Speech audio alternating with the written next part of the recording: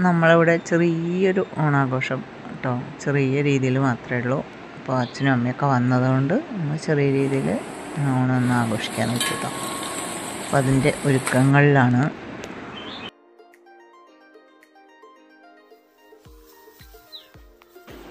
നമ്മൾ സ്ഥിരം ചെയ്യണ പോലെ തന്നെ ചാണകം മെഴുകി ചെടി വരച്ചിട്ടാണ് പൂവിടുക.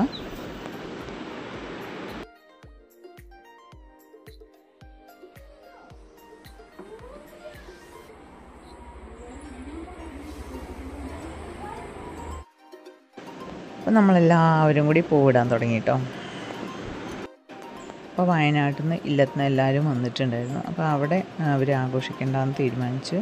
അങ്ങനെ നമ്മളിവിടെ എന്തായാലും ചെയ്യണ്ടല്ലോ പറഞ്ഞിട്ട് അവർ ചെറിയ രീതിയിലാണെങ്കിൽ ഇവിടെ വന്ന് നമ്മളെ കൂടെ കൂടാമെന്ന് വിചാരിച്ചിട്ട് വന്നാട്ടോ എല്ലാവരും.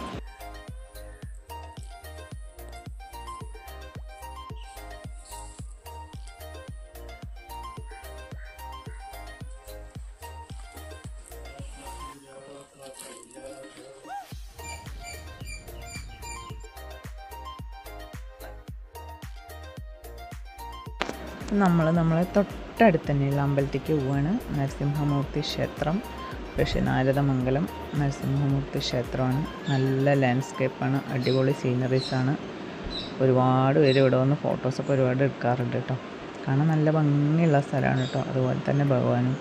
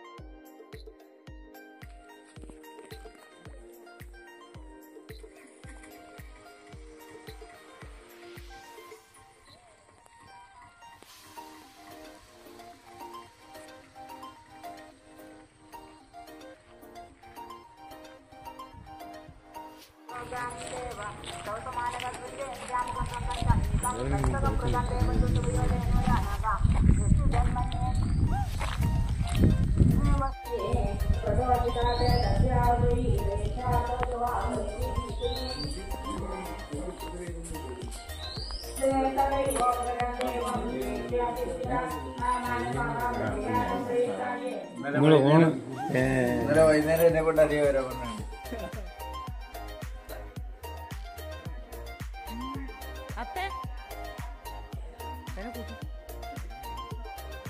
ഞങ്ങൾ പ്രദർശനം വരും. എപ്പോൾ വരും?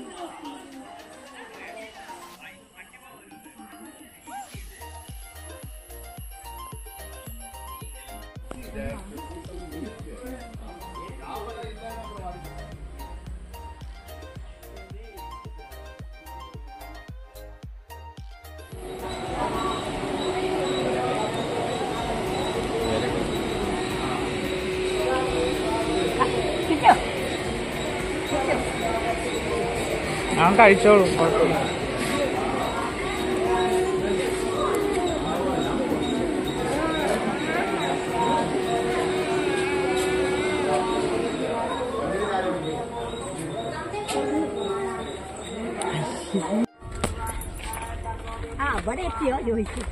അമ്മുക്കുട്ടി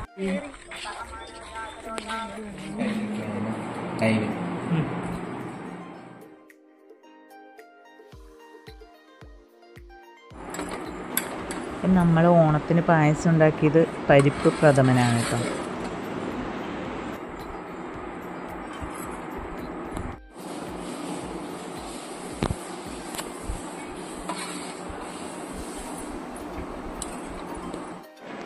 അപ്പം നമ്മൾ തേവാരം കഴിക്കുന്നതുകൊണ്ട് ഭഗവാന്റെ മുമ്പിലും കുറച്ച് പൂവൊക്കെ ഇട്ടു കേട്ടോ. അതെ,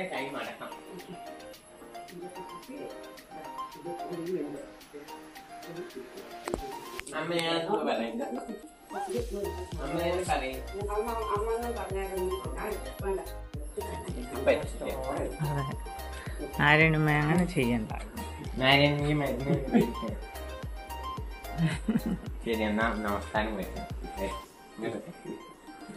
കഴിച്ചോളൂ. സ്പെഷ്യലല്ലേ ഇത്? നാരായണിയമ്മയും കിച്ചുവിൻ്റെ സ്വന്തം നാരായണിയമ്മ ലയിച്ചോ. കിച്ചുവിന് കിളികളെയും ഒക്കെ പറഞ്ഞു കൊടുത്തത്, പേരുകൾ എല്ലാം ഈ ഭൂമിയിലേക്ക് വന്നപ്പോൾ തൊട്ട് കിച്ചുവിനെല്ലാം പറഞ്ഞു കൊടുക്കുന്ന ആളാ. എൻ്റെ കുട്ടിയുടെ ഗുരുവല്ലേ ഞാൻ. എൻ്റെ തൊട്ടുമണി ഇപ്പൊന്നും കാണില്ല കിച്ചു, ഇവിടെ നിന്നൊന്നും കാണുന്നില്ല.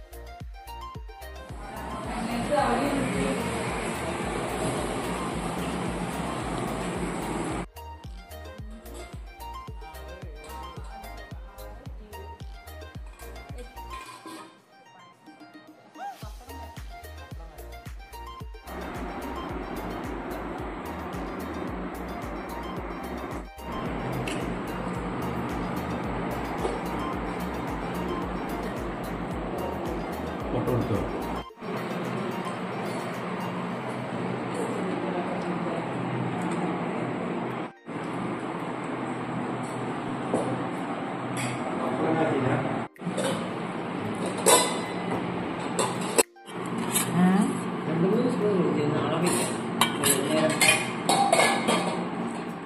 തിരുമണം ഒക്കെ ഞാൻ തന്നെ ചെയ്യണം, ആർക്കും വയ്യ.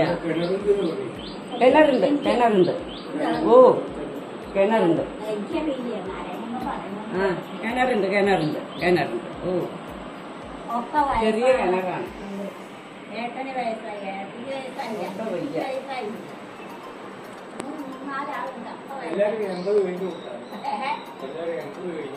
ആ 80 കഴിഞ്ഞ ആൾക്കാരാണ്. എന്താ പവറ് എൻ്റെ അമ്മേ, എന്താ പവറ് ചൂട്ടാ. അപ്പോൾ ഇത്രയേ ഉള്ളൂ നമ്മളെ ഇന്നത്തെ ചെറിയൊരു ഓണാഘോഷം.